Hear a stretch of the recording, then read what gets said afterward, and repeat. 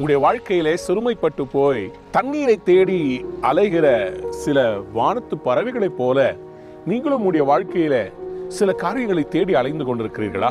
ஆண்டவர் இன்றைக்காக உங்களுக்கு ஒரு தண்ணீர் தடாகத்தை தரப்போகிறார். அன்பார்ந்த பிள்ளைகளே, வேதத்தில் நாம் பல இடங்களில் வாசிக்கிறோம், தங்கள் வாழ்க்கையே முடிந்து போய்விட்டது என்று நினைக்கும் போது ஆண்டவர் அவர்களுக்கு தண்ணீர் தடாகத்தை காண்பித்தாராம். தண்ணீர் தடாகம் என்பது இப்படிப்பட்ட, இந்த பக்கத்துல பின்னாடி பாக்குறீங்கல்ல, இந்த பெரிய ஏரி, இப்படிப்பட்ட காரியங்கள் தன்னால தோன்றுவதில்லை. ஆண்டவர் அதற்கு தண்ணீரை ஒரு நதி மூலமாய் கொண்டு வந்து இதை நிரப்புகிறார். இதற்கு ஒரு வழியை கர்த்தர் ஏற்படுத்தி வைத்திருக்கிறார். ஆனால் நமக்கு சில வேளைகளிலே கண்களிலே அதனுடைய சோர்ஸ் தெரியாவிட்டாலும் அதனுடைய ரிசல்ட்டை கர்த்தர் காண்பிக்க விரும்புகிறார். இன்றைக்கு நீங்களும் அற்புதத்தை தேடி அலைந்து கொண்டிருக்கிறீர்களோ, அற்புதம் கிடையாதபடியினாலே சோர்ந்து போயிருக்கிறீர்களோ, ஆண்டவர் இன்றைக்கு உங்களை பார்த்து சொல்கிறார், நான் உனக்கு ஒரு தண்ணீர் தடாகத்தை ஏற்படுத்த போகிறேன். ஏசாயா 41:18 வாசிக்கும் போது, உயர்ந்த மேடுகளில் ஆறுகளையும் பள்ளத்தாக்குகளின் நடுவிலே ஊற்றுகளையும் திறந்து வனாந்தரத்தை தண்ணீர் தடாகமும் வறண்ட பூமியை நீர்க்கேணிகளுமாய் மாற்றுவேன். God says, I will turn your wilderness into water.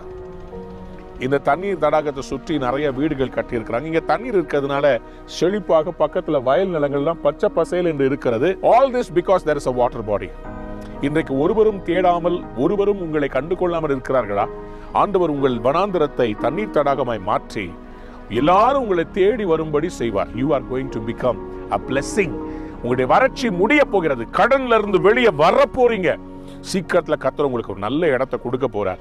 எல்லாருக்கும் முன்னாடி வெட்கப்பட்ட நீங்க எல்லாரும் உங்களை தேடி வர்ற தண்ணீர் தடாகமாய் மாற போறீங்க. கர்த்தர் வறண்ட நிலத்தை தண்ணீர் தடாகமாய் மாற்ற போறார். You are barren, you are going to become a beautiful water body and God is going to bless you abundantly. Have a wonderful day.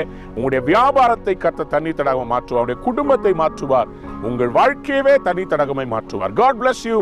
Have a wonderful day. Amen.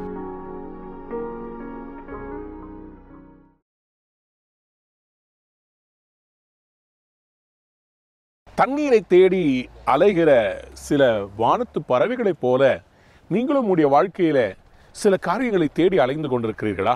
இன்றைக்கு ஒருவரும் தேடாமல், ஒருவரும் உங்களை கண்டு கொள்ளாமல் இருக்கிறார்களா? ஆண்டவர் உங்கள் வனாந்தரத்தை தண்ணீர் தடாகமாய் மாற்றி எல்லாரும் உங்களை தேடி வரும்படி செய்வார். உங்களுடைய வறட்சி முடிய போகிறது. கடன்ல இருந்து வெளியே வர போறீங்க. உங்களுடைய வியாபாரத்தை கர்த்தர் தண்ணீர் தடாகமாய் மாற்றுவார். உங்களுடைய குடும்பத்தை மாற்றுவார். You are barren, you are going to become a beautiful water body and have a wonderful day. Amen.